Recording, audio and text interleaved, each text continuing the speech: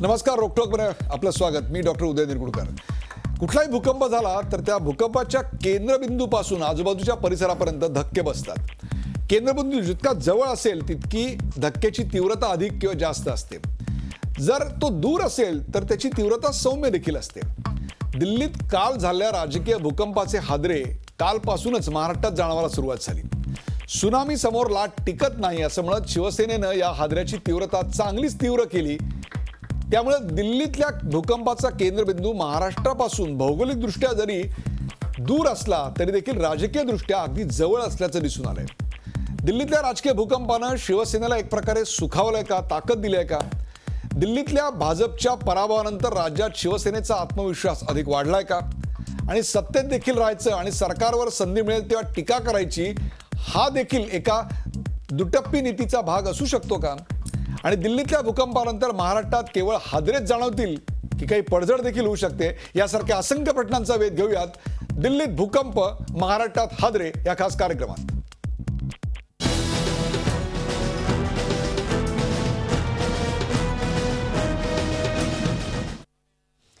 दिल्लीत भूकंप, महाराष्ट्रात हादरे या खास कार्यक्रमात सुरुवातीला पाहूया या विषयावरचा एक खास रिपोर्ट. दिल्लीत त्सुनामी, महाराष्ट्रात हादरे. मोठ्या भूकंपानंतर पुढचे काही दिवस लहान मोठे हादरे बसतच असतात. दिल्लीतल्या राजकीय त्सुनामीचे असेच हादरे सध्या महाराष्ट्रात बसतायत. दिल्लीतल्या पराभवाचं खापर उद्धव ठाकरेंनी नरेंद्र मोदींवर फोडलंय. देशात आपल्या एक लाट होती असं काही जण मानत होते. त्या लाटेपेक्षा मोठी त्सुनामी असू शकते हे दिल्लीच्या निवडणुकांनी किंबहुना दिल्लीतल्या नागरिकांनी दाखवून दिलेलं. लोकसभा निवडणुकीमध्ये जो निकाल लागला होता त्याच्या नेमका उलटा नव्हे तर त्या उलट्यापेक्षाही पुढे जाऊन हा निकाल दिल्लीश्वरांनी दिलेला आहे, दिल्लीकरांनी दिलेला आहे, दिल्लीश्वरांना. त्यावर शिवसेनेनं आधी सत्तेतून बाहेर पडावं असं आव्हान भाजपच्या आशिष शेलारांनी दिलं. या वादाला सामनाच्या अग्रलेखानं तिखट मिठाची फोडणी दिली. दिल्लीतला पराभव पंतप्रधान नरेंद्र मोदींचा नाही तर मग तो नक्की कोणाचा आहे? केजरीवाल जिंकले मग हरलं कोण? दिल्लीकर जनतेनं भाजपचा कचरा केला. दिल्लीत असूनही मोदींचं ब्रह्मास्त्र चाललं नाही. अमित शहा यांची निवडणूक जादू चालली नाही. दिल्लीतला पराभव हा मोदींचा पराभव आहे असं आमचंही मत आहे. या पराभवातून काही शिकता आल्यास पहा असं उपदेशाचं बाळकडू सामनातून पाजण्यात आलंय. या टीकेमुळे व्यथित झालेल्या मुख्यमंत्र्यांनी मग शिवसेनेला मित्रधर्माची आठवण करून दिली. एवढंच नाही तर उद्धव ठाकरेंना मार्मिक चिमटे काढले. नगरपालिकेच्या निवडणुकीत एखादा पक्ष हारला तर असं म्हणता येणार नाही की समजा शिवसेना एखाद्या नगरपालिकेत हारली तर उद्धव ठाकरे आता हारले असं म्हणता येत नाही. दुसरं मला असं वाटतं की शेवटी आपण ज्यावेळेस सहकारी असतो त्यावेळेस सहकार्याने चांगल्या आणि वाईट वेळेस दोन्ही वेळेस सोबत राहायचं असतं. एकीकडे ही वादावादी तर दुसरीकडे भाजप सेना मंत्र्यांमधली धुसफूस पुन्हा चव्हाट्यावर आली आहे. महसूल मंत्री एकनाथ खडसे पुरेसे अधिकार देत नसल्यानं शिवसेनेचे राज्यमंत्री संजय राठोड यांनी बंडाचा पवित्रा घेतलाय. त्यांनी मातोश्रीवर जाऊन उद्धव ठाकरेंकडे खडसेंची तक्रार केली. अधिकार मिळत नसतील तर राजीनामा देतो असा रावडी राठोड स्टाईल पवित्रा त्यांनी घेतलाय. तुर्तास उद्धव ठाकरेंनी त्यांना 2 दिवस थांबण्याचा सल्ला दिलाय. मात्र राठोडांचे हे आरोप खडसेंनी सपशेल फेटाळून लावलेत. मुझे राज्य मंत्री बना है राजस्व खाते का, और उस राजस्व खाते में किसानों के लिए, गौर गरीब लोगों के लिए जो अच्छी सुविधा है, अच्छी योजना है, उसमें ये सब योजना की अंमलबजावनी सही तरीके से मेरे को करने में थोड़ी सी अड़चन आ रही है. नाराजीचा खरं प्रश्न यायला नको. तशी नाराजी असेल तर बसून तो मिटवता येईल. आणि ते 35-40 वर्षामध्ये राज्यमंत्र्यांना जे अधिकार आतापर्यंत दिलेले आहेत तसे अधिकार आपण याही राज्यमंत्र्यांना दिलेले आहेत की देवस्थान इनामी जमिनीच्या संदर्भात निर्णय घ्यायचे अधिकार मला असावेत. आणि ते द्यायला माझा व्यक्तिगत विरोध यासाठी आहे की अँटी करप्शन करून त्याची चौकशी सुरू आहे. राठोड यांच्या तक्रारीत तथ्य असल्याचं उद्योगमंत्री सुभाष देसाईंनीही सांगितलंय. युतीतून बाहेर पडा असं सांगणारे आशिष शेलार कोण असा सवालही त्यांनी केलाय. आशिष शेलार ही काही त्या बाबतीतली अधिकारी व्यक्ती नाही. त्यांच्यापेक्षा खूप वरच्या पातळीवर हे युतीचं काम ठरलेलं आहे. त्यामुळे ते वरिष्ठ त्याच्यावर चर्चा करतील. स्वतः उद्धवजी, भाजपचे प्रदेश अध्यक्ष किंवा अध्यक्ष अमित शहा यांची चर्चा होईल त्याच्याबद्दल. भाजप सरकारनं कारभाराची सेंचुरी पूर्ण केली खरी, पण सत्ताधारी भाजप आणि शिवसेना पार्टनरशिपमध्ये सरकार चालवत असल्याचं अजूनही दिसत नाहीये. दोघा पार्टनरमधल्या कुरबुरी अशाच सुरू राहिल्या तर रनआउट व्हायला वेळ लागणार नाही. Bureau report, Zee media. Mumbai. दिल्लीत भूकंप, महाराष्ट्रात हादरे या विषयावरचा एक खास रिपोर्ट आपण पाहिलात. दिल्लीमध्ये विधानसभाच्या निवडणुकांचा निकाल लागल्यानंतर त्यात भारतीय जनता पक्षाचा दारुण पराभव झाल्यानंतर आम्ही याच कार्यक्रमात असं स्पष्टपणे सांगितलं होतं की याचे हादरे महाराष्ट्रात जाणवतील आणि 24 तासाच्या आत आम्ही बोललेलं खरं करून दाखवायचा चंग बहुधा या दोन्ही पक्षांनी दाखवला असावा. आणि तेव्हा जी वक्तव्य झाली त्याचा रिपोर्ट आता आम्ही आपल्यासमोर सादर केला. याच विषयावर चर्चा करण्यासाठी आपण आमंत्रित केलेलं आहे. आपल्या बरोबर आहेत दीपक भातुसे हे जी 24 तासचे ज्येष्ठ पत्रकार आहेत. दीपक भातुसे, आपलं या कार्यक्रमात स्वागत. आपल्याबरोबर आहेत प्रकाश बाळ जोशी, ज्येष्ठ पत्रकार आणि राजकीय विश्लेषक. प्रकाश बाळ जोशी आपल्याबरोबर आहेत, तुमचंही आपलं स्वागत. सदाभाऊ खोत, स्वाभिमानी शेतकरी संघटनेचे नेते सदाभाऊ खोत आपल्याबरोबर आहेत. सदाभाऊ, आपलं स्वागत. आणि धनंजय मुंडे, विरोधी पक्षनेते, विधान परिषद, हे देखील आपल्या बरोबर आहेत. चौघांचंही मी पुन्हा एकदा स्वागत करतो. या भागामध्ये पहिला ब्रेक होण्या अगोदर जो विषय मला चर्चेला घ्यायचा आहे तो विषय काय आहे तो आपण पडद्यावर नीट पहा. विधानसभेचे निकाल लागल्यानंतर दिल्लीत भूकंप, महाराष्ट्रात हादरा. दिल्लीच्या निकालानंतर शिवसेनेची साचलेली खतखत बाहेर पडते का? दिल्लीच्या निकालानंतर शिवसेनेची साचलेली खतखत बाहेर पडते का? हाच प्रश्न घेऊन मी जातोय ते थेट प्रकाश बाळ जोशी यांच्याकडे. प्रकाश बाळ जोशी, मनात कधीच नव्हतं परंतु हे करावं लागलं अशा प्रकारची मनस्थिती होती. म्हणजे ज्या वेळेला शिवसेना युतीत येणार नाही असा जेव्हा निर्णय झाला होता त्यावेळेला त्यांनी युतीत जावं असा वाटणारा एक प्रचंड मोठा वर्ग शिवसेना आमदारांचा होता. त्याच वेळेला आता आल्यानंतर आमची घुसमट होतीये, कोंडमारा होतोय असं मानणाराही प्रचंड मोठा वर्ग आहे. यापेक्षा रस्त्यावर राहिलो असतो तर बरं झालं असतं अशा प्रकारची भावना देखील वाढीला लागली आहे. ती आत्तापर्यंत बाहेर येत नव्हती, ती बंद दरवाजा आड अँटी चेंबरमध्ये ऐकू येत होती. आता ती बाहेर खतखत येऊ लागली. दिल्लीच्या निकालांचे महाराष्ट्रात हादरे जाणवू लागले. काय सांगाल? शिवसेना जी राज्य सरकारमध्ये भाजपबरोबर सामील झाली तर ती करताना सुद्धा अनेक त्यातनं त्या प्रोसेसमध्ये अनेक लोकांचा विरोध होता. परंतु ती एक राजकीय अपरिहार्यता होती. त्यामुळे शिवसेना आणि भाजप यांना एकत्र येऊन सरकार चालवावं लागतं आहे. आणि आपण महाराष्ट्रात जर बघितलं तर 1995 पासून आपण अशा प्रकारचे आघाडी आणि युतीचे सरकार महाराष्ट्रात चालताना दिसत आहेत. म्हणजे गेल्या 15 वर्षात काँग्रेस आणि राष्ट्रवादी यांचं जे सरकार होतं ते जरी आपण त्यांचा कशा प्रकारे प्रवास झाला ते बघितलं तर अशा प्रकारची धुसफूस, वादविवाद कायम चालत राहिलेले आहेत. परंतु आत्ता दिल्लीचा जो निकाल लागला आहे त्याच्यानंतर शिवसेनेने ज्या पद्धतीने आपला आनंद जरी नाही तरी ज्या पद्धतीने एक दबाव टाकण्याचा प्रयत्न केला आहे तर तो त्यांनी कशा प्रकारे करावा, काय करू नये हा त्यांचा प्रश्न आहे.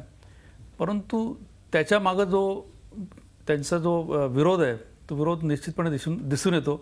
आणि हा एक प्रकार भाजपला केवळ महाराष्ट्रात नाही, आपण जर बघितलं तर शिवसेना, त्याचप्रमाणे पश्चिम बंगालमध्ये ममता असतील, बिहारमध्ये नितीश कुमार असतील, तर जे प्रादेशिक पक्ष आहेत ते प्रादेशिक पक्ष जे आहेत त्या सगळ्यांना लोकसभेच्या निकालानंतर मोदींचा जो विजय होता, मोदी लाट जी होती, त्यामुळे प्रादेशिक पक्ष कुठेतरी दबल्या आवाजात बोलत होते, चेपले गेलेले होते.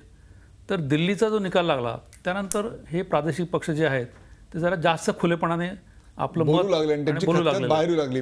आपल्याबरोबर दीपक भातुसे, सर्वप्रथम महाराष्ट्रात ही बातमी जर कोणी ब्रेक केली असेल तर तुम्ही. मला तुम्हाला प्रश्न असा विचारायचा आहे की दिल्लीच्या या निकालाच्या आधी जेव्हा लोकसभेचे निकाल लागलेले होते त्यावेळेला आपण असं एक निरीक्षण नोंदवलं होतं की प्रादेशिक पक्षांचं अस्तित्वच या राष्ट्रीय पक्षांना नकोय. तसं ते काँग्रेसलाही नकोय, तसं ते भारतीय जनता पक्षालाही नकोय. त्यामुळे काँग्रेसला, राष्ट्रवादी काँग्रेस किती कमी होईल हे सारखं बघण्यात त्यांना इंटरेस्ट असायचा. अगदी मला आठवतं लोकसभा निवडणुकीच्या आधी बंद दरवाजा आड राहुल गांधींची एक मिटिंग झाली होती, त्याच्या काही व्हिडिओ क्लिप्स चोरून बाहेर आल्या होत्या. त्याच्यामध्ये ते स्पष्ट म्हणताना दिसत होते की एनसीपीची जरूरत लागणार नाही अशा स्वरूपाचंच आपण काम केलं पाहिजे, किंवा त्यांची जरूरत आपल्याला लागूच नये, म्हणजे त्यांनाही ते मार्जिनलाइज करायचं होतं. या पार्श्वभूमीवर आत्ताच्या घडीला दिल्लीच्या निवडणुकांच्या निकालानंतर भाजप आणि सेना यांच्यातलं नेमकं नातं काय आहे? तुम्ही जे बोललात एक वेळा अजेंडा आहे आता आपल्याला असं म्हणावं लागेल भाजपचा की प्रादेशिक पक्ष संपवायचे. ते आपण निवडणुकीच्या आधी सुद्धा बघितलं कशा प्रकारे प्रादेशिक पक्षांना त्यांनी बाजूला केलं. हरियाणाचं उदाहरण होतं महाराष्ट्राचं घडण्याआधी. त्याचबरोबर एकीकडे शिवसेना भाजपबरोबर सत्तेत सहभागी झाली ते भाजपच्या नाईलाजामुळे, कारण त्यांनी राष्ट्रवादी काँग्रेसचा बाहेरून पाठिंबा घेऊन हे सरकार स्थिर केलं होतं. परंतु जनतेमधून टीका व्हायला लागल्यामुळे नाईलाज म्हणून त्यांना शिवसेनेला बरोबर घ्यावं लागलं, लोकांची टीका कमी होईल. हा एक मुद्दा झाला. दुसरा मुद्दा, भाजपने शिवसेनेला बरोबर घेतला परंतु बरोबरीची जागा दिली नाही. खाती बिनमहत्वाची दिली. जी खाती दिली मागितली होती शिवसेनेने, त्यातलं एकही खातं दिलं नाही. आणि तिथून सुरुवात झाली शिवसेनेला दाबण्याची. शिवसेना सुद्धा आपल्या आमदारांच्या दबावामुळे सत्तेत सहभागी झाला पाहिजे. 15 वर्ष आपल्याकडे सत्ता नव्हती, त्याच्यामुळे म्हणजे सर्वसामान्य शिवसैनिकाला सत्तेत सहभागी होऊ नये असं वाटत होतं. आमदारांचा दबाव. निवडून आलेल्या आमदारांना ज्यांना मंत्री व्हायची खात्री होती अशांना मात्र आपण मंत्रिपद घेतलं पाहिजे, शिवसेनेनं सत्तेत सहभागी झाला पाहिजे असं वाटत होतं. आणि ती खतखत सगळी आता बाहेर पडते. आपल्याबरोबर सराभाऊ खोत आहेत. सराभाऊ खोत, तांत्रिक दृष्ट्या तरी, मी हा शब्द पुन्हा एकदा वापरतोय आपल्या प्रेक्षकांच्या माहितीसाठी, तांत्रिक दृष्ट्या तरी आता तुम्ही या शिवसेना भाजप युती बरोबर आहात, परंतु आपली नाराजी देखील लपून राहिलेली नाही. शिवसेनेची खतखत बाहेर पडली, आपली खतखत माध्यमांच्या समोर राजू शेट्टी म्हणा किंवा तुम्ही व्यक्त केली आहे. आता या क्षणाला तुम्ही युतीमध्ये राहण्याचा किंवा युतीतनं बाहेर पडण्याचा नेमका काय निर्णय घेताय? कार्यकर्त्यांचं काय म्हणणं आहे तुमच्या? काय सांगाल? मी आज मुख्यमंत्री म्हटले की संकटाच्या काळी जो बरोबर असतो तो खरा मित्र असतो. त्यामुळे आजच्या घडीला आम्ही भाजप बरोबर आहोत, बाहेर पडण्याचा आजच्या घडीला आमचा विचार नाही. कारण संकटाच्या काळामध्ये बरोबर राहणं हा खरं शेजार धर्म आहे आणि तो धर्म आम्ही पाळणार. विधानसभेच्या निवडणुकीच्या वेळी सुद्धा हा धर्म आम्ही पाळलेला होता. परंतु त्याच्यानंतरच्या ज्या काही घडामोडी घडल्या त्या तुम्ही बघितल्या. महाराष्ट्राला त्या ज्ञात आहेत, त्या परत परत सांगण्यामध्ये काही मतलब नाही.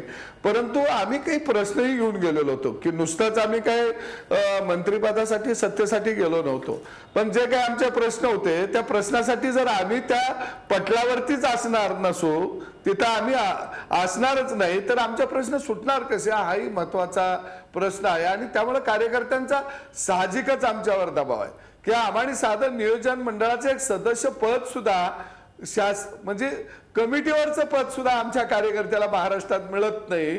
म्हणजे नेमका आमचा चेहरा वापरला हे आता सरळ आहे. बरोबर आहे. सराभाऊ खोत, आम्ही बोललो की ते वाईट असतं. सराभाऊ खोत, हे तुमचं होतंय तसंच ते शिवसेनेचं होतंय, अशीच फक्त शिवसेनेच्या मनातली भावना आहे. मी आज प्रेक्षकांच्या माहितीसाठी मुद्दामून सांगतो, या कार्यक्रमासाठी जसं आपण सराभाऊ खोत आणि धनंजय मुंडे यांना आमंत्रित केलं होतं आणि ते दोघेही आज इथे आपल्या समोर आहेत, परंतु तसंच आमंत्रण आम्ही भारतीय जनता पक्ष आणि शिवसेनेच्या नेत्यांनाही दिलेलं होतं. इतर वेळी चॅनलवर याला उत्सुक असणारे सर्व नेते प्रवक्ते आज मात्र या विषयावर बोलायला उत्सुक नव्हते, किंबहुना येतो असं सांगूनही आयत्या वेळी जमत नाही, पक्षाचे आदेश आहेत, अशा स्वरूपाची कारणं त्यांनी दिली.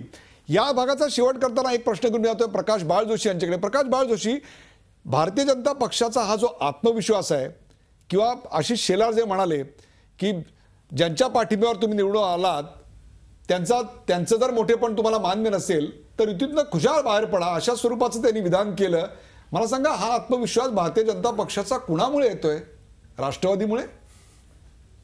हा महाराष्ट्रात राष्ट्रवादीमध्ये येतोय, परंतु त्याचबरोबर दिल्लीमध्ये लोकसभेत त्यांची संख्या जी आहे ती संख्या त्यांना 5 वर्ष राज्य करता येईल अशा प्रकारची आज आहे. परंतु त्यांना जर राज्य व्यवस्थित चालवायचं असेल तर ज्या सहकारी मित्रपक्षांना बरोबर घेऊन ते निवडणूक लढले, त्या मित्रपक्षांना बरोबर ठेवणं हे त्यांना अत्यंत गरजेचं आहे. कारण केवळ तुमची संख्या आहे आणि तुम्ही सरकार चालवताय एवढ्यावर कुठलंही सरकार चालत नाही. मला एक छोटासा प्रश्न ब्रेकवर जाण्यापूर्वी दीपक तुम्हाला विचारायचा आहे. दीपक, शिवसेना भारतीय जनता पक्षाच्या पाठिंब्यावर, म्हणजे भाजप शिवसेनेच्या पाठिंब्यावर आहे का शिवसेना भारतीय जनता पक्षाच्या पाठीशी पण आहे? काय वाटतं आपल्याला? सध्याची राजकीय गणितं काय आहेत? नाही, पाठिंब्यावर आहे आणि पाठीशी आहे, दोन्ही जर मुद्दे घेतले तर पाठिंब्यावर भाजप शिवसेनेशिवाय सरकार तारू शकतं, पण ते सुद्धा नाईलाजाने भाजप बरोबर आहेत आपल्या लोकांच्या आमदारांच्या दबावामुळे. आता सत्तेतून बाहेर पडायचं तर महापालिका निवडणुकीला सामोरं जाताना, ज्या 2017ला 10 महापालिका मुख्य आहेत आपल्या राज्यातल्या, त्याचबरोबर 27 जिल्हा परिषदा म्हणजे मिनी विधानसभा निवडणूक आहे, त्यावेळेला सत्तेत असणं हे फायद्याचं आहे. किमान तर तोपर्यंत तरी सत्तेत असणे फायद्याचं आहे. तो फायदा बघून कदाचित शिवसेना बुक्क्यांचा हा मार जो आहे तो सहन शांतपणे करत असेल. यावर अर्थातच राष्ट्रवादीची भूमिका नेमकी काय ते समजून घेणं गरजेचं आहे की भारतीय जनता पक्षाचा हा जो आत्मविश्वास आहे तो आत्मविश्वास राष्ट्रवादीच्या आश्वासनावर अवलंबून आहे का. धनंजय मुंडे आपलं या कार्यक्रमात पुन्हा एकदा स्वागत करतो. धनंजय मुंडे, काँग्रेस आणि एनसीपी यांचे संबंध जेव्हा सत्ता होती तेव्हा तर सर्वश्रुतच आहेत. मुख्यमंत्र्यांच्या हाताला लकवा भरण्यापासून ते पर्सनल इंटरेस्टला फाईल मी सही करत नाही हे सगळं महाराष्ट्राने पाहिले. आपण तो इतिहास क्षणभर बाजूला ठेवूया. परंतु आत्ता मात्र विधानसभांच्या निवडणुकांचे निकाल लागल्यानंतर आकडेवारीची बरोबर जाण असलेल्या तुमच्या नेत्यांनी ताबडतोब विधान केलं की आम्ही भारतीय जनता पक्षाला पाठिंबा द्यायला तयार आहोत. त्याच्यामुळे भाजपचा आत्मविश्वास वाढला आणि शिवसेनेची बार्गेनिंग पॉवर सुद्धा प्रचंड वाढली. इथपर्यंत मी समजू शकतो. परंतु त्याच्यानंतर तुम्ही विरोधी पक्षात गेलात आणि आता मात्र हे सरकार डळमळीत व्हायचं झाल्यानंतर हे सरकार टिकावं म्हणून काळजीवाहू, मी पुन्हा एकदा शब्द जबाबदारीनं वापरतोय, काळजीवाहू विरोधी पक्ष असं एक नवी कॅटेगरी आपण उभी करताय की काय महाराष्ट्रात?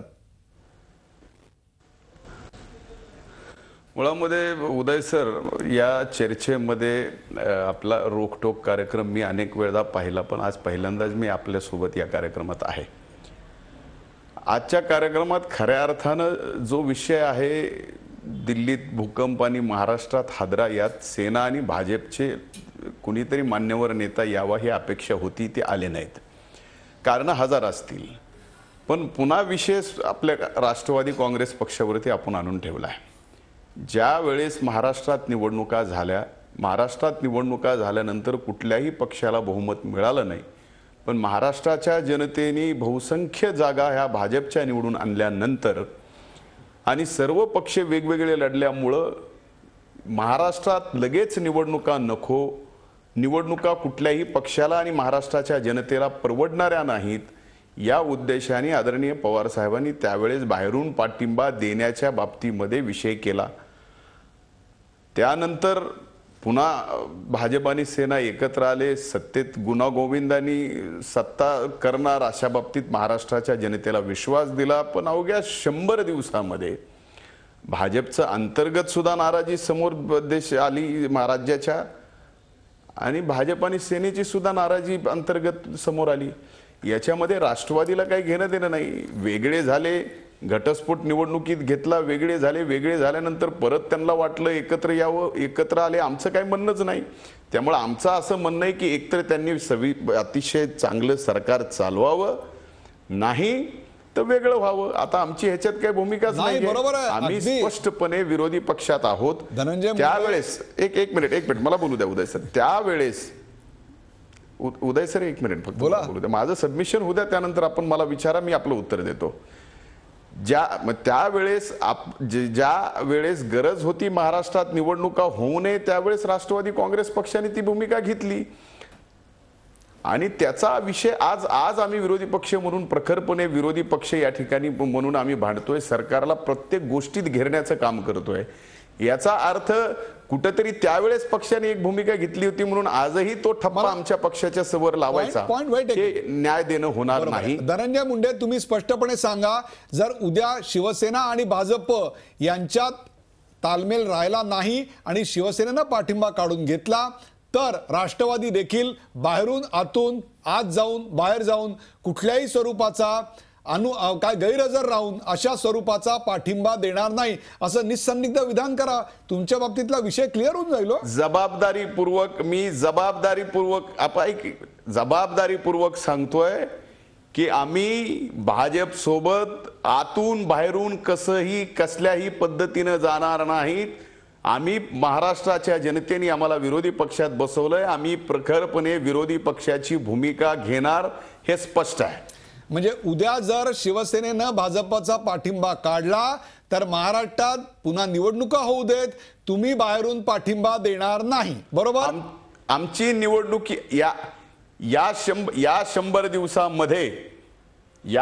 दिवसामध्ये हे सरकार पाहिलं. बाळाचे पाय जसे पाळण्यात दिसतात तसे महाराष्ट्राच्या जनतेने पाहिले. या दोघांनी एकत्र यावं, ह्या दोन्हीही पक्षाच्या कार्यकर्त्यांची इच्छा होती, एकत्र आले.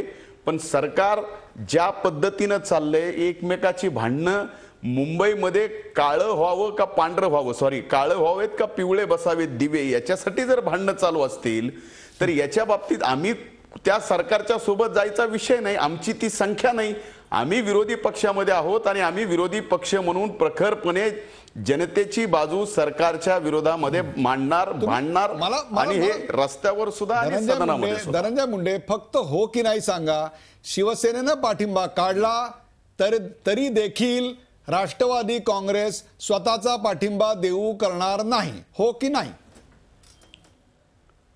नाही, ही नाही. मी जबाबदारीपूर्वक या अगोदरच सांगितलंय की शिवसेनेने पाठिंबा काढला काय आणि आणखीन कुठे पाठिंबा दिला काय, हा विषय राष्ट्रवादी काँग्रेस भाजपला आतून बाहेरून मधून कुठून कसाच पाठिंबा देणार नाही. परफेक्ट. आता बाळ जोशी त्यांनी अतिशय स्पष्टपणे राष्ट्रवादीची भूमिका यावेळी समोर आणलेली आहे. शिवसेनेच्या मार्गातला खरा अडथळा जो होता तो राष्ट्रवादीचा होऊ घातलेला किंवा प्रस्तावित सपोर्ट, आता तो जर मिळणार नसेल तर हे या डेव्हलपमेंट नंतर शिवसेनेच्या मार्गातला नेमका अडथळा काय आहे? नाही, शिवसेनेच्या मार्गामध्ये कुठलाही अडथळा नाही आहे. एक तर आपण जर बघितलं की त्यांना हे सरकार तर चालवलं पाहिजे बरोबर राहून, त्याचबरोबर राजकीय पक्ष म्हणून त्यांना त्यांचा विस्तार करायचा आहे. म्हणजे शिवसेनेलाही विस्तार करायचा आहे, त्याचप्रमाणे भाजपलाही आपलं अस्तित्व जे आहे महाराष्ट्रातलं ते वाढवायचं आहे. तो तर त्यांचा पूर्ण राष्ट्रीय पातळीवर अजेंडा आहे. तर हे दोन्ही विरोधाभास एकत्र येऊन, जसं गेले 15 वर्ष आपल्याकडे आपण जर बघितलं तर लाल दिवे पिवळे दिव्याप्रमाणे अनेक वादविवाद झाले, म्हणजे अनेक हाणामाऱ्या सुद्धा झाल्या, परंतु तरी ते सरकार 15 वर्ष चालू राहिलं.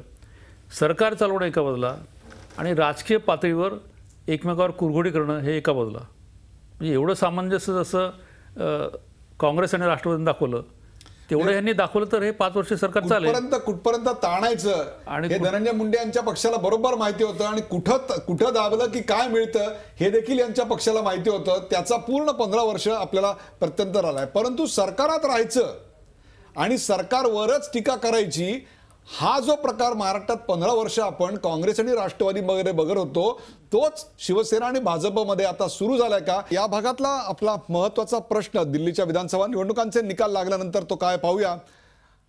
सत्तेतही राहायचं आणि सरकार विरोधात बोलायचं हा दुटप्पीपणा आहे का? सत्तेतही राहायचं आणि सरकार विरोधात बोलायचं हा दुटप्पीपणा आहे का? आपल्याबरोबर सदाभाऊ खोत आहेत, स्वाभिमानी शेतकरी संघटनेचे नेते सदाभाऊ खोत. सदाभाऊ खोत, आत्तापर्यंत तरी तांत्रिकदृष्ट्या तुम्ही अजून तरी युतीत घटक पक्ष म्हणून आहात, त्यामुळे शिवसेनेनं या सरकारवर टीका करायची, लाट आणि लाटेपेक्षा सुनामी अशा प्रकारची गोष्ट करायची, किंवा त्यांच्या राज्यमंत्र्यांनी आम्हाला पुरेसे अधिकार नाहीत असं म्हणायचं, म्हणजे सरकारमध्ये राहायचं आणि सरकारवर टीका करायची. काय म्हणाल याच्याबद्दल आपण? दोन्ही पक्षांनी एकत्रित बसून यावर मार्ग काढावा. पण मी साहेब तुम्हाला विनंती करेन की यावर आमच्यासारख्या सामान्य कार्यकर्त्यांनी न बोलणं बरं. म्हणजे उद्या जर तुमचे नेते असते आणि तुमच्या नेत्यांना जर असं वाटायला लागलं असतं तरी आम्ही बोलायचं नव्हतं असं म्हणताय का? आता हे शिवसेनेचं आहे म्हणून तुम्ही असं म्हणताय? नाही, आमचं असं झालं इकडं आड आणि इकडं वीर अशा अवस्थेमध्ये आम्ही आहोत. त्यामुळं जे घडत आहे त्याकडं फक्त पाहत राहणे आणि प्रत्येकाला एक योग्य वेळ येत असते.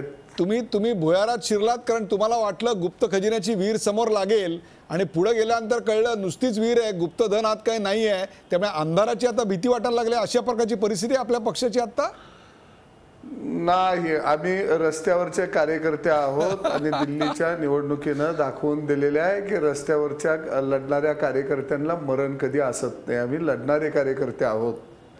बरोबर. आपल्याबरोबर आम्ही त्यांच्याबरोबर गेलो. ते या महाराष्ट्रातल्या जनतेला बदल हवा होता, त्याच्यासाठी आम्ही प्रामाणिकपणानं काम केलं. समोरच्यानी किती प्रामाणिक वागायचं हा त्याचा प्रश्न आहे. धनंजय मुंडे जेव्हा राष्ट्रवादी आणि काँग्रेसची सत्ता होती त्या काळात, धनंजय मुंडे राष्ट्रवादी काँग्रेस आणि काँग्रेसची सत्ता होती त्या काळातला जो बेबनाव समोर यायचा दोन्ही घटक पक्ष दोन्ही पक्षांमधला, तशाच स्वरूपाच्या संबंधांची ही नांदी म्हणायची का की राज्यमंत्र्यांनी तक्रार करायची की मला पुरेसे अधिकार मिळत नाहीत? हे कशाचं प्रतीक आहे असं वाटतं आपल्याला? आपल्या काळात असंच होतं. म्हणजे मला तर नाही मला वाटत नाही कुठल्या राज्यमंत्र्यांनी कधी कुठल्या मंत्र्याच्या बाबतीत अशा पद्धतीची तक्रार जी 3 महिन्यात उदयजी 15 वर्षे एकत्र सत्ता चालवत असताना क्षणिक एक दोघांच्या मतांतर होऊ शकतं, मी समजू शकतो. पण अवघ्या 3 महिन्यात दोघंही एका मनाने एकत्र आलेत आणि एका मनाने एकत्र येऊन अगदी सुरुवातीच्या दिवसापासून यांची जर भांडणं चालू आहेत तर महाराष्ट्राची जनता या बाबतीत काय विचार करते आहे?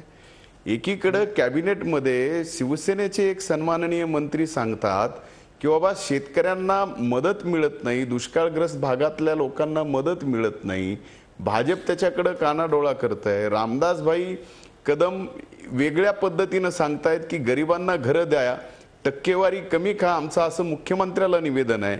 अशा पद्धतीचा प्रकार यापूर्वी 15 वर्षे एकत्र काँग्रेसनी राष्ट्रवादी काँग्रेसनी सरकार चालवलं असं 3 महिन्यामध्ये कधी सुरुवातीला झालेलं नाहीये. म्हणून खरंच यांना एकत्र नांदायचंय का वेगवेगळं व्हायचंय का उगाच शेजाऱ्यांना त्रास द्यायचा हे ह्या दोन्ही पक्षाने ठरवावं. आणि दुर्दैवानं आजच्या या रोखठोकमध्ये दोन्ही पक्षाचे लोक आले नाहीत. आता सदाभाऊ या ठिकाणी आलेत, सदाभाऊंबद्दल मला खरंच आदर आहे आणि ते फार आंदोलनातून पुढे आलेत. आता त्यांची अवस्था ही अशी होऊन बसली आहे. भाजपची एक भूमिका स्पष्ट आहे की एखादं वृक्ष बघायचं, 1 मिनिट, एखादं वृक्ष बघायचं. धनंजयराव, सदाभाऊंबद्दलचं तुमचं प्रेम ही महाराष्ट्राच्या बदलत्या राजकारणाची आणखीन एक नवीन आंधी समजायची का? नाही, बिलकुल समजू नका.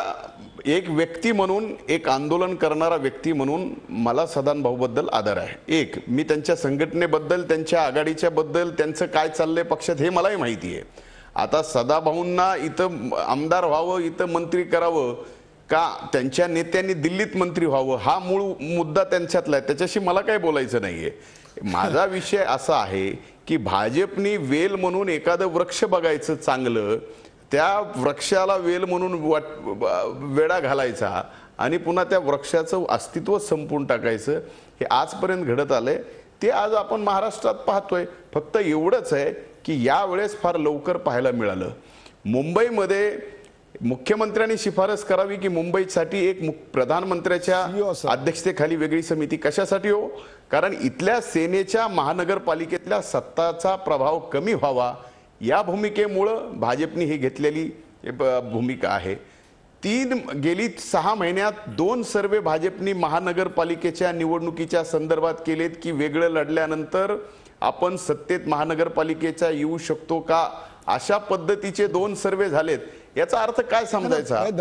आता निवडणुका त्यांनी एकत्र लढवाव्या का वेगळं लढवावं हे माहित नाही, पण सत्ता जर तुम्ही एकत्र आलात तर महाराष्ट्राच्या हितासाठी यांनी चांगलं काम करावं ही 15 वर्ष जसे संबंध काँग्रेस आणि राष्ट्रवादीचे होते तसेच संबंध यापुढे भाजप आणि सेनेचे असतील असं आपल्याला वाटतंय का? हे बघा, मला असं आत्ताच्या क्षणी दिसत नाही. कारण पहिल्या 3 महिन्यामध्ये राष्ट्रवादी काँग्रेस आणि काँग्रेस ज्या पद्धतीनं सेना आणि भाजप भांडती तशी काही भांडली नव्हती. बरोबर, वस्तुस्थिती आपणही मान्य करायला पाहिजे. नाही, 100% जसे तुम्ही सत्तेत 15 वर्ष एकत्र होतात तसे ते विरोधात 15 वर्ष एकत्र होते असं त्यांना म्हणता येईल.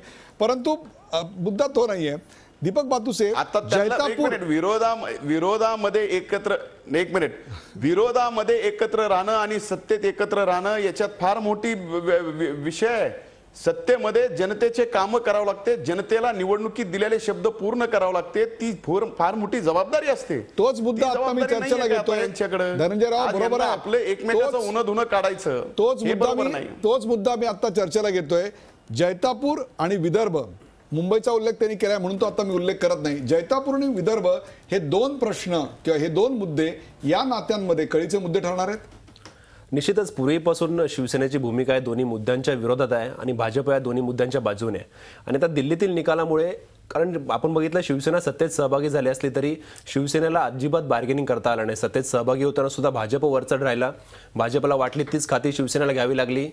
उपमुख्यमंत्रीपद दिलं नाही, जेवढी मंत्रिपदं शिवसेनेला हवी होती तेवढी भाजपने दिली नाहीत. दुसरीकडे सत्तेत सहभागी झाल्यानंतर त्यांच्या राज्यमंत्र्यांना अद्याप अधिकार नाही आहेत. त्यांच्या कॅबिनेट मंत्र्यांकडे असलेल्या खात्यांमध्ये स्वतः मुख्यमंत्री हस्तक्षेप करतायत, परस्पर निर्णय घेत आहेत आणि ह्यामुळे शिवसेनेचा आवाज दबला जात होता. तो दिल्लीच्या निकालामुळे त्यांना ही संधी मिळाली भाजपवर दबाव टाकण्याची आणि आपली बार्गेनिंग पॉवर वाढवण्याची. आता ही बार्गेनिंग पॉवर वाढवून शिवसेना राज्यमंत्र्यांच्या अधिकार पदरात पाडून घेईल आणि खात्यांमध्ये जो हस्तक्षेप होतोय शिवसेनेच्या तो कदाचित हस्तक्षेप कमी होण्यास याच्यामुळे समन्वय समितीचा आता त्यांनी उल्लेख केलेला आहे. 2 दिवसात या समन्वय समितीची बैठक होणार. एकतर 100 दिवस ही समन्वय समिती स्थापन करायला लागले कारण शिवसेना आणि भाजप दोन्ही पक्षाचे नेते काँग्रेस आणि राष्ट्रवादीमध्ये पण होती. 15 वर्ष दोन्ही पक्ष आघाडी समन्वयाने सरकार चालावं म्हणून समन्वय समिती होती. भाजप आणि शिवसेनेने सुद्धा सुरुवातीला ही समन्वय समिती स्थापन व्हावी. म्हणजे समन्वयासाठी संघर्षासाठी समन्वय आणि समन्वय होत नाही म्हणून संघर्ष अशा स्वरूपाची आहे. ब्रेकवर जाण्यापूर्वी एक अति छोटासा प्रश्न धनंजय मुंडे आपल्याला आहे की अशा प्रकारे संबंधात बेबनाव आलाय ज्याचा उल्लेख आपण केलात की पहिल्या 3 महिन्यात आमच्यातही असं वाजलं नव्हतं आणि त्याबरोबर तुम्ही आधी हे सांगितलं आधीच्या भागामध्ये की कोणत्याही परिस्थितीत राष्ट्रवादी काँग्रेस कुठल्याही प्रकारचा पाठिंबा भाजपला देणार नाही. असं असेल तर महाराष्ट्राच्या राजकारणाची महाराष्ट्राच्या सरकारची अस्थिरतेकडे वाटचाल सुरू झाली असं वाटतं आपल्याला? हे नक्की आहे, हे स्पष्ट आहे. एकतर शिवसेना जी मागणी करते आता बघा एकमेकाचं शेपूट मोजण्यापासून जर उल्लेख झाला असेल तर असं वाटत नाही की दोघं एकत्र फार काळ सरकार चालवतील आणि जर असं झालं तर महाराष्ट्राची जनता या दोघांनाही माफ करणार नाही. धनंजय मुंडे यांनी अत्यंत महत्त्वाचा प्रश्न उपस्थित केला ते म्हणजे या सरकारची अस्थिरतेकडे वाटचाल सुरू झालेली आहे हा प्रश्न त्यांनी उपस्थित केला आणि त्याच्यावरच या संपूर्ण भागामध्ये मला चर्चा करायची आहे. या भागाचा नेमका चर्चेचा मुद्दा काय तो आपण आपल्या पडद्यावर पाहू शकता. दिल्लीत भूकंप, राज्यात हादरे, यात महाराष्ट्रातलं सरकार 5 वर्ष टिकेल का? महाराष्ट्रातलं सरकार 5 वर्ष टिकेल का? धनंजय मुंडे, मी थेट तुमच्याकडे येतो. एक विरोधी पक्ष किंबहुना एक जबाबदार विरोधी पक्ष म्हणून आपण याच्याकडे कसं पाहताय? हे सरकार आत्ताच्या कुरबुरी आहेत या केवळ एक चहाच्या पेल्यातलं वादळ म्हणून आपण सोडून द्यायच्या का यात कुठल्या तरी एका आंतरविरोधाची प्रचंड मोठी ठिणगी आपल्याला दिसते? नाही, याच्यामध्ये चहाच्या पेल्यातलं वादळ हे नाहीये उदय सर. हे वादळ फार मोठं आहे. माझं 3 गोष्टी मला आपल्या या कार्यक्रमाच्या माध्यमातून महाराष्ट्राच्या जनतेसमोर आणायच्या आहेत आणि भाजप आणि सेनेचे जे कोण नेते ऐकत असतील त्यांच्याही समोर आणायच्या आहेत की ज्या विदर्भामध्ये त्यांनी वेगळ्या विदर्भाच्या मुद्द्यावर आम्ही राज्य आल्यानंतर वेगळा विदर्भ करू म्हणून मत मागितली, तिथं भरपूर यश मिळालं. त्या वेगळ्या विदर्भाचं भाजप काय करणार आणि भाजपनी जर वेगळ्या विदर्भाची भूमिका घेतली तर सेना काय करणार? जैतापूरच्या प्रकरणामध्ये भाजपला जैतापूरचा प्रकल्प पूर्ण करायचा आहे, सेनेला जैतापूरचा प्रकल्प होऊ द्यायचा नाही. याच्यात सेनेच्या भूमिकेवर भाजप काय करणार हे स्पष्ट होणं आवश्यक आहे. हे 2 मुद्दे एवढे महत्त्वाचे आहेत की या 2 मुद्द्यावर सरकार स्थिर राहील का अस्थिर राहील हा विषय महत्त्वाचा आहे आणि या दोन्ही गोष्टीत त्यांनी जनतेला दिलेले शब्द आहेत. तर या दोन्हीही पक्षाच्या लोकांनी जनतेला सांगितलं पाहिजे की बाबा जर भाजप वेगळा विदर्भ करणार असेल तर सेना त्यांना पाठिंबा दिले ना आम्ही सत्ता चालू आणि जर भाजप वेगळा विदर्भ करणार नसेल तर त्यांनी विदर्भाच्या जनतेला सांगावं लागेल की आम्ही तुम्हाला फसवलं, आम्ही काही वेगळा विदर्भ करणार नाही. जैतापूरच्या बाबतीत सेनेने जे कोकणातल्या जनतेला सांगितलं की आम्ही होऊ देणार नाहीत. बरोबर आहे. त्यांनी त्याच्याबद्दलची भूमिका स्पष्ट करावी ही तुमची मागणी अत्यंत रास्त आहे. भूमिका स्पष्ट करावी. बरोबर आहे, रास्त आहे ती मागणी. सराभाऊ खोत, या सरकारची वाटचाल अस्थिरतेच्या दिशेने आहे अशा स्वरूपाचं विधान आता आपल्याला धनंजयराव मुंडे यांनी केलं. आपण याकडे कसं पाहताय की 25 वर्ष एकत्र राहिलेली युती अशा छोट्या छोट्या गोष्टींना मुळीच विचलित होऊ शकत नाही? काय वाटतं आपल्याला? मुळामध्ये मुंडे साहेब जे म्हटले त्या पद्धतीनं ज्यावेळी काँग्रेसमधून पवारसाहेब बाहेर पडले आणि राष्ट्रवादी स्थापन झाली, ज्या मुद्द्यावरती स्थापन झाली आणि विधानसभेच्या निवडणुका झाल्यानंतर ते मुद्दे बाजूला पडले आणि परत ते एकत्रित संसार करू लागले. तसं राजकारणामध्ये सत्तेसाठी मुद्दे बाजूला ठेवले जातात आणि एकत्रित संसार केला जातात कारण शेवटी निवडणुका आणि त्यातून सत्ता हे एक सूत्र आहे. त्यामुळे मला वाटत नाही की त्याच्यामध्ये फार काही होईल. आणि मगाशी मुंडे साहेब म्हटले तसं की खरं जर बघितलं तर आमचा काही राष्ट्रवादीला विरोध नव्हता, आमचा व्यक्तीला विरोध नव्हता, त्यांच्या कार्यपद्धतीला विरोध होता. आणि म्हणून आता एक मोठी संधी विरोधी पक्ष नेते म्हणून ते तरुण आहेत. मुंडे साहेबांची कारकीर्द सुद्धा विरोधी पक्ष नेता म्हणून या महाराष्ट्रामध्ये गाजलेली होती. आणि शेतकऱ्यांच्या आत्महत्या होत आहेत, एका बाजूला अनेक प्रश्न आहेत, शेतकऱ्यांना उसाला भाव मिळत नाही, दुधाला भाव मिळत नाही. आता एक मोठा आंदोलन या राज्यामध्ये उभा केलं पाहिजे. सराभाऊ खोत, तुम्ही त्यांना बोलायला मुद्दे पुरवताय, असं एखादी रसद पुरवावी तसं बोलताय. धनंजयराव, काय सांगाल? ही खरी गोष्ट आहे. सदाभाऊंनी जी काय मुद्दे सांगितले, सदाभाऊंची अडचण अशी झाली आहे की त्यांना पूर्णपणे बांधून टाकले. त्यांना सत्तेमध्ये राहता येत नाही आणि सत्तेच्या बाहेर जाता येत नाही. सत्तेमध्ये राहून त्यांनी आंदोलनं केली, त्या आंदोलनाला यश आलं नाही. सत्तेत असून सुद्धा आता मी आणि शेट्टी साहेब आम्ही मुख्यमंत्र्याच्या नेतृत्वाखाली उसाच्या भावासाठी गेलो. काय झालं सदाभाऊ, काय मिळालं? आम्ही गेलो दिल्लीला, जाऊन आलो, पण तरी आणखीन FRP प्रमाणे कुठलीही मदत राज्य सरकार केंद्र सरकार करत नाही.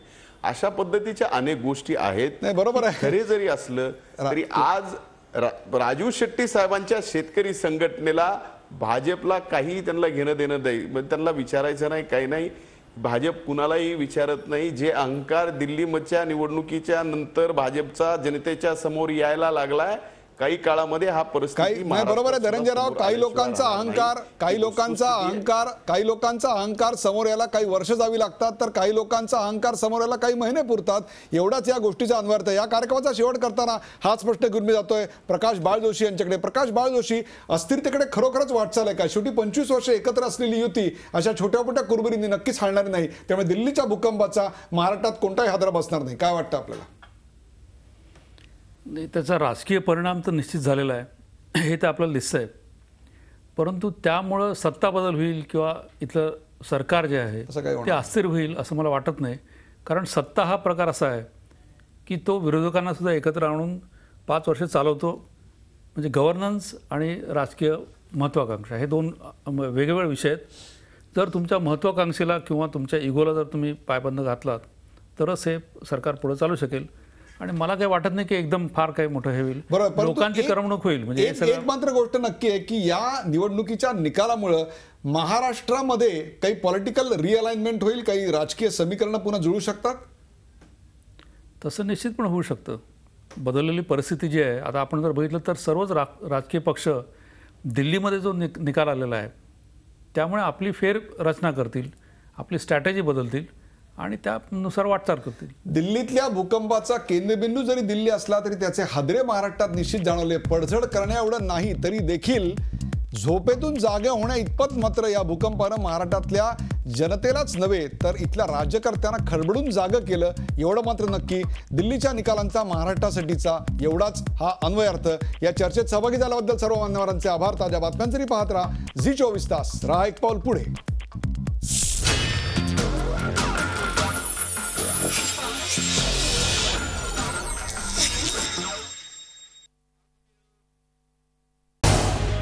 झी 24 तास रहा एक पाऊल पुढे.